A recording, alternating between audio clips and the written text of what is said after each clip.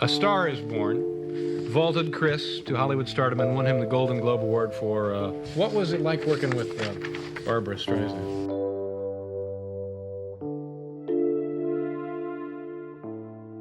Barbra Streisand and Kris Kristofferson lit up the screen in A Star is Born, but behind the camera things were very different. What really went wrong between these two icons? Join us as we dig into why Barbra Streisand couldn't stand working with Kris Kristofferson. Barbra Streisand's road to power. Barbra Streisand's journey from a lonely child in Brooklyn to one of the most powerful women in Hollywood is not just a story of talent, but of relentless determination. She grew up in an environment that often made her feel invisible. Her father, a high school teacher, died suddenly when she was only 15 months old, leaving her mother to raise her and her brother on very little income. Despite the challenges, she found a spark of hope in music and performing. She discovered her voice as a teenager, experimenting with how sound carried in hallways or singing on the stoop outside her apartment. People noticed. Neighbors called her the girl with the good voice. At the same time, she developed an obsession with acting. She devoured biographies of famous actresses and studied performance techniques like they were survival manuals. She didn't just dream of being an entertainer.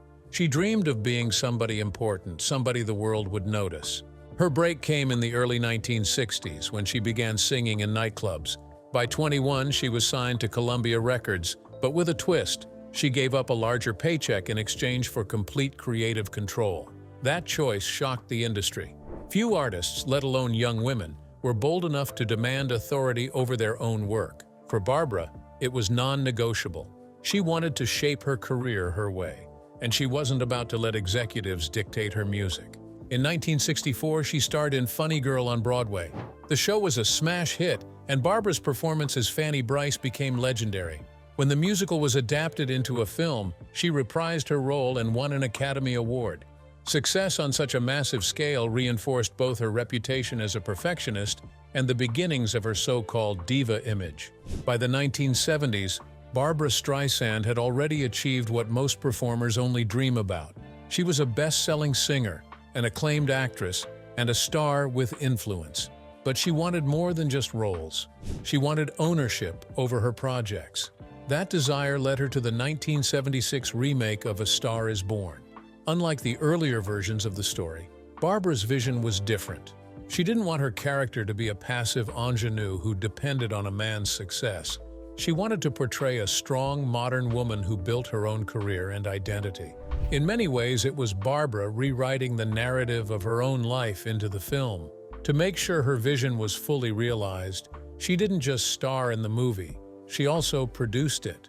That decision gave her unprecedented authority over one of Hollywood's biggest productions at the time. Her rise was more than talent.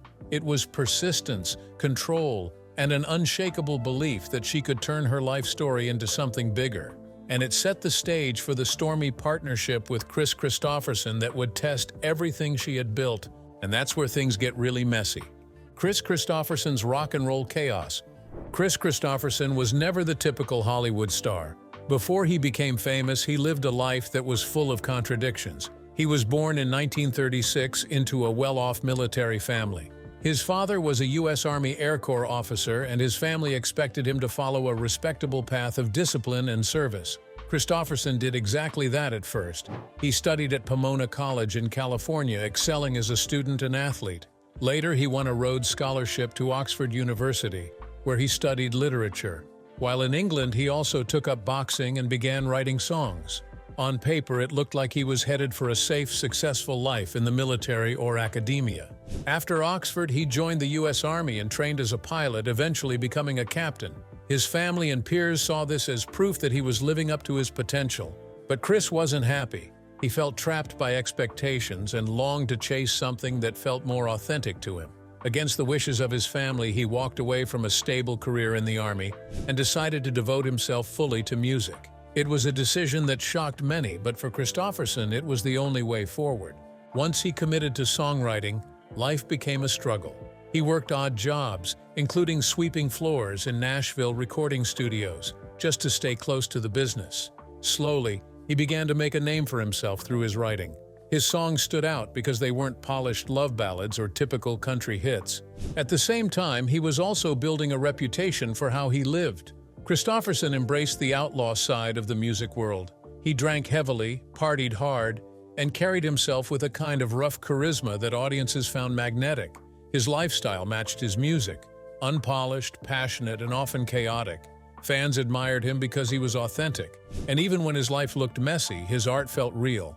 It wasn't long before Hollywood noticed him. With his rugged looks, gravelly voice, and natural presence, Kristofferson was offered acting roles in the early 1970s. He appeared in films like Pat Garrett and Billy the Kid and Alice Doesn't Live Here Anymore.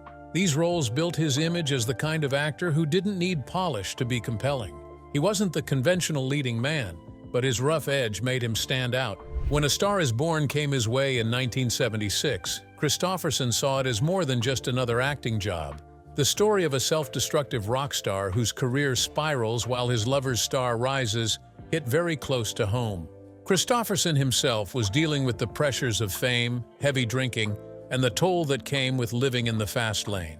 Playing John Norman Howard gave him a way to pour his real-life battles into the role. The character wasn't a stretch, it was almost a reflection. But while the role was perfect for him, working with Barbra Streisand made the process difficult.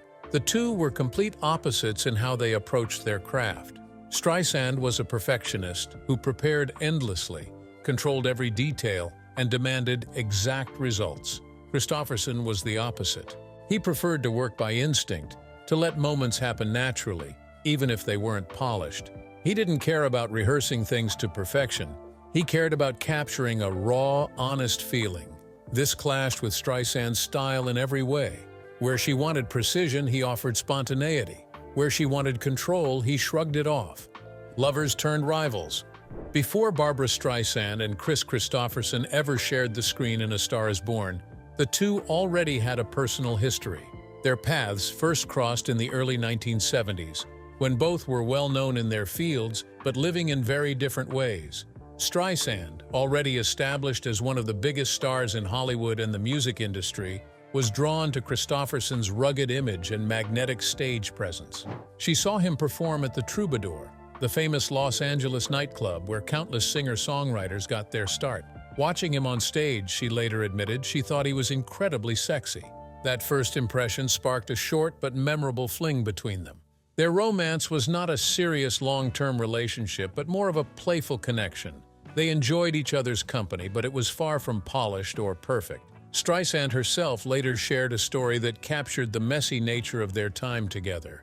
She laughed about the fact that Kristofferson once left her with noticeable hickeys on her neck, and she had to wear a two-piece Rudi Gernreich bathing suit with a turtleneck just to cover them up. It was the kind of story that showed both humor and embarrassment, proof that their chemistry was real, but not without complications. Even though their relationship didn't last, it left an imprint. When the two were cast opposite each other in A Star Is Born a few years later, the memory of that past connection mattered. On screen, they were supposed to portray a love story full of passion, fire, and heartbreak. Their real-life history gave them a natural closeness and an ease that could not be faked. The audience could see that spark, and it helped make their performances believable. But past intimacy often brings more than chemistry. It can also bring tension. Old relationships rarely fade away completely. When Streisand and Kristofferson stepped into the demanding environment of a major film production, they were not just co-stars. They were ex-lovers with different feelings about what had happened between them. Streisand seemed to remember their time together with a mix of nostalgia and seriousness. For her, their past was meaningful, something she could still draw from. Kristofferson, on the other hand, spoke about it with amusement. When asked years later, he casually joked about their fling, treating it as a light chapter in his wild years rather than something deep. This difference in perspective showed on set. Streisand often tried to control and shape situations, while Kristofferson treated their connection with a more relaxed, almost dismissive attitude. The imbalance created a subtle tension between them, and that tension added to the energy of their performances. Their characters' relationship in the film was supposed to be fiery and complicated, and in many ways, the truth of their own history bled into the story they were telling. The press was quick to notice. Throughout the filming of A Star is Born, rumors spread that Streisand and Kristofferson were rekindling their romance. Their chemistry in front of the camera looked so real that many assumed something had to be happening off camera as well. Reporters speculated that their relationship was more than professional, and gossip columns ran stories about a supposed secret love affair reigniting during the production. Both stars publicly downplayed the idea. Streisand denied that anything serious was going on, and Kristofferson brushed off the rumors with his usual casual humor. Still, neither ever fully denied that sparks might have flown again at some point. That hint of mystery kept the story alive, and it only added to the excitement around the movie. Fans wanted to believe that the passion they saw in the film was not just acting, but a reflection of something real. And once the cameras kept rolling, that mix of passion and conflict would only grow stronger. War behind cameras. When A Star is Born went into production in 1976, the stage was already set for tension. Barbra Streisand wasn't just the star of the film, she was also its executive producer, which gave her enormous power. She had creative control over the music, the script, and even the casting. Her then-partner Jon Peters was also a producer, but everyone knew that Barbra had the final word. For her, this was more than a movie. It was a passion project she wanted to shape in her own image. Kris Kristofferson, on the other hand, was brought in as the male lead. He didn't have producing power, and he had little say in how the film was made. From the very beginning, there was a clear imbalance. Streisand was calling the shots, while Kristofferson was essentially hired talent. This gap in authority became one of the main reasons they clashed. Barbra expected him to follow her lead, but Kris wasn't the kind of man to quietly take orders. The tension deepened because of how differently they approached their craft. Streisand was known for her perfectionism.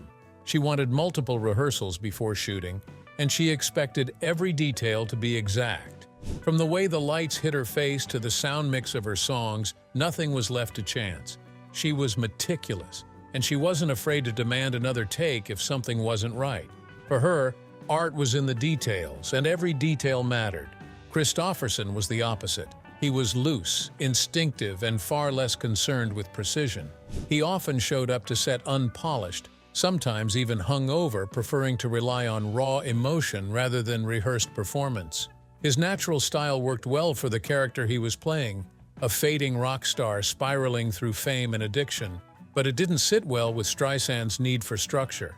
She wanted control and discipline, while he valued freedom and spontaneity. Their methods couldn't have been more different, and neither was willing to bend. Their personality differences only made things worse. Streisand had a reputation for being exacting and, at times, abrasive when things didn't meet her standards. She wasn't shy about criticizing co-stars, crew members, or even directors if she thought the work fell short. Kristofferson, however, was not the type to be controlled. When pushed, he pushed back. He wasn't intimidated by her star power, and he didn't respond well to being told exactly how to deliver his performance. This led to frequent arguments, some of them heated enough that crew members later recalled the tension on set. These clashes didn't stay private. Word got out, and soon the gossip spread through Hollywood. Tabloids reported on their constant fights, painting a picture of two stars locked in a battle of wills. For fans, it was both shocking and exciting, two larger-than-life personalities struggling to work together while filming one of the biggest projects of the decade. For those working on the movie, though, it created a stressful environment where creative decisions often turned into personal conflicts. And just when it seemed things couldn't get more chaotic, Jon Peters stepped in and made everything even more explosive. Jon Peters and the Turbulent Triangle. Behind the scenes of A Star is Born, there was more than just tension between Barbra Streisand and Kris Kristofferson. A third figure added even more heat to the fire: Jon Peters, Barbra's partner and co-producer. His involvement didn't just shape the film, it created a turbulent triangle that made an already complicated set even more unstable. Jon Peters had an unusual path into Hollywood. He wasn't a director or a screenwriter. He began as a hairdresser, working with high-profile clients in Los Angeles. His charisma and bold personality helped him move in celebrity circles. And through those connections, he found his way into producing. By the time he became involved with Streisand, Peters was trying to reinvent himself as more than just a stylist. He wanted power in Hollywood, and producing A Star is Born alongside Barbra gave him the perfect opportunity to prove himself. His relationship with Streisand was both romantic and professional, and it was far from calm. Friends and insiders often described it as stormy. They were deeply passionate about each other, but they fought often, and their fights could be loud and dramatic. This constant push and pull bled into their working relationship. Peters wanted control, but Streisand was already a powerhouse who had fought hard for her independence. Instead of creating a balanced team, their partnership often turned into a battle of wills. When Kris Kristofferson entered the picture as Barbra's co-star, Peters' presence became even more complicated. Reports from the set suggest that Peters frequently clashed with Kris. Part of it came down to personality.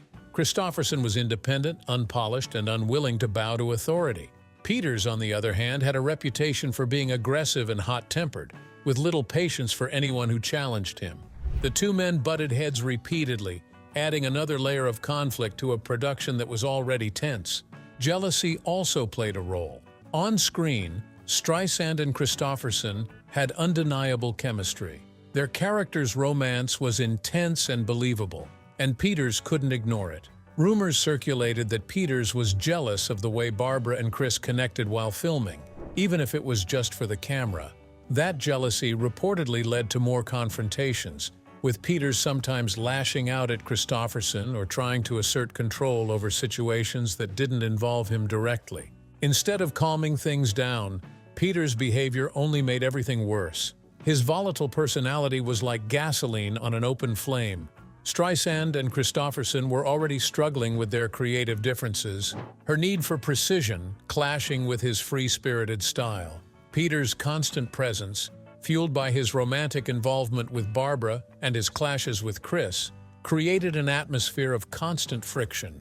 Crew members described the set as unpredictable, with arguments breaking out often and emotions running high. And as the chaos grew, it became clear that Barbra's vision for the film was colliding head-on with Kris's reality. Barbra's vision versus Kris's reality. When Barbra Streisand signed on to remake A Star is Born, she didn't just want to retell an old Hollywood story. She wanted to reshape it. The earlier versions of the film had always centered on a tragic female lead who rose to fame while her male partner fell apart.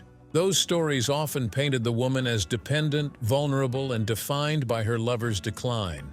Streisand wanted something different. She imagined Esther Hoffman as a strong, independent artist who wasn't destroyed by love, but instead rose above the chaos.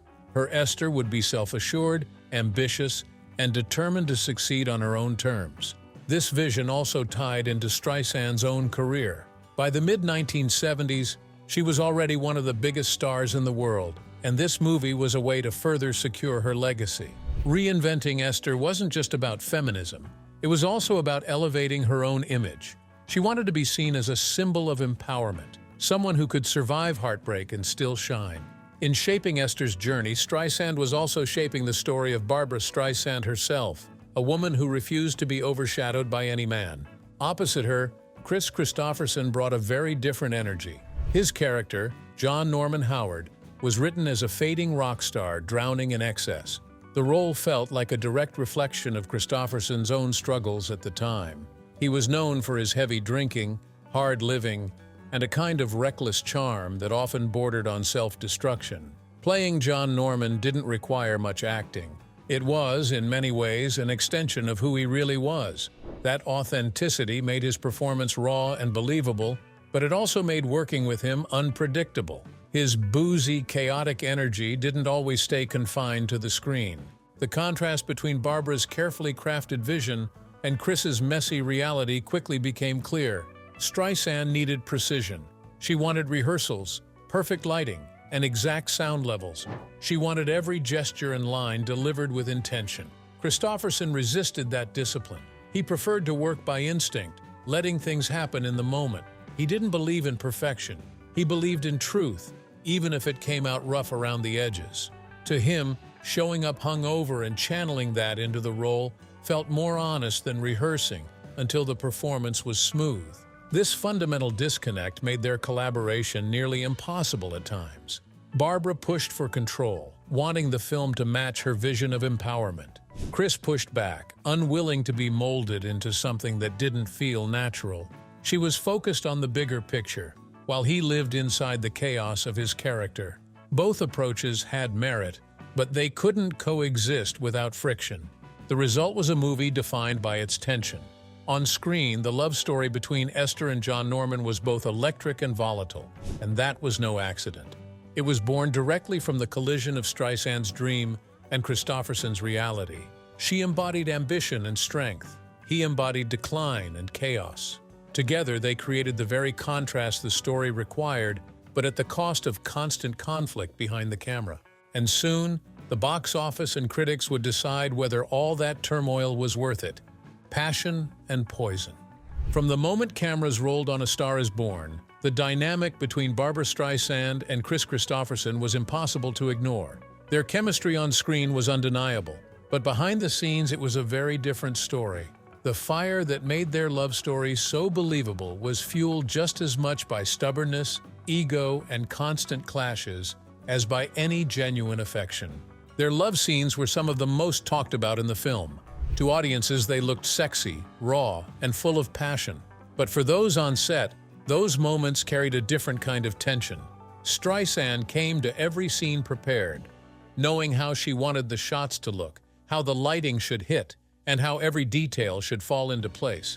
Kristofferson, however, often walked in unpolished, sometimes relying on instinct or even his own chaotic state of mind. That mix of Barbra's control and Kris's looseness gave their love scenes a fiery edge, but it also meant that filming them was rarely smooth. Both wanted things their own way, and neither liked giving ground. The concert sequences were another area where their differences stood out. Streisand, always a perfectionist, rehearsed endlessly before stepping in front of the cameras. She wanted every note to sound flawless and every movement to be camera-ready. Kristofferson, by contrast, sometimes showed up in rough shape. His heavy drinking and wild lifestyle spilled onto the set, and while that gave his performances an authentic rock star in decline vibe, it often frustrated Barbra and the crew. What looked natural on screen sometimes came at the cost of long hours and repeated attempts to capture the right take. Meanwhile, the tabloids had a field day. Reporters speculated endlessly about what was really happening between the two stars. Did they hate each other, or were they secretly in love again? Was the question plastered across gossip magazines. Streisand, always aware of her public image, didn't shy away from feeding certain narratives. She knew that mystery and speculation kept the film in the headlines and built excitement. Kristofferson, on the other hand, brushed off the rumors. He laughed them away, treating the gossip as noise and refusing to take it seriously.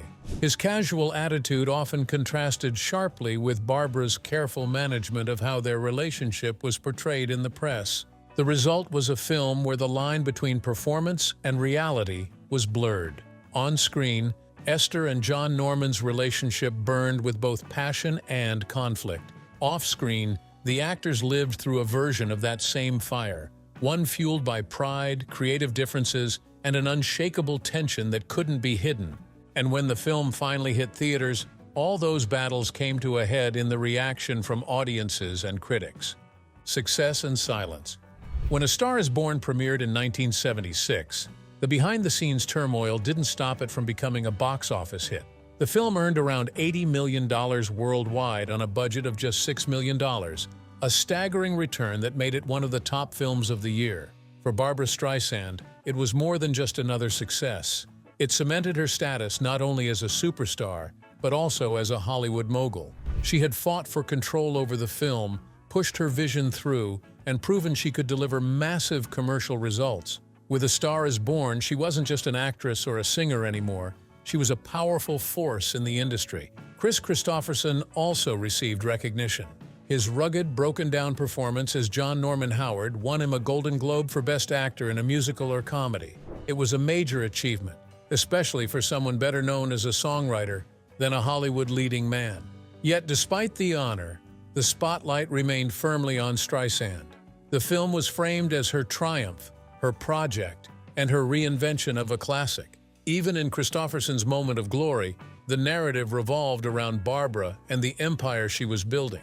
But behind the glitz of awards and box office numbers, the personal fallout was harder to ignore. Streisand and Kristofferson, once flirty acquaintances with undeniable chemistry, cut ties almost completely after the film wrapped. Barbra rarely acknowledged him in the years that followed, even when asked directly in interviews. It was as though she erased him from her story, a silence that spoke louder than any words. Kristofferson, in contrast, handled the aftermath with more openness. He admitted in interviews that they clashed and that their working relationship was far from easy. Still, he remained surprisingly gracious about Streisand, often complimenting her talent and acknowledging her drive. He didn't deny the tension, but he never seemed bitter about it. For him, it was part of the chaos of his career, another storm he had weathered along the way. The difference in how they looked back on the film revealed something deeper about their personalities. Streisand's perfectionism made it difficult for her to forgive the chaos Kristofferson brought onto the set. She had fought for control of every detail, and yet here was a co-star who refused to play by her rules. Every time he resisted her discipline, whether by showing up unprepared, improvising, or shrugging off her demands, it represented a loss of control for her. For someone who had built her career on precision and authority, that was intolerable. There was also the personal sting. Before the film, Streisand had once been drawn to Kristofferson, even finding him irresistible when she first saw him perform. But during production, that attraction was soured by his refusal to bend to her world. He didn't fall in line the way others around her often did, and in some ways, that rejection lingered more sharply than any professional disagreement. To Barbra, his defiance may have felt like both a creative and personal betrayal, an insult from a man she had once desired. If you enjoyed this deep dive, don't forget to like, subscribe, and hit the bell so you don't miss the next story.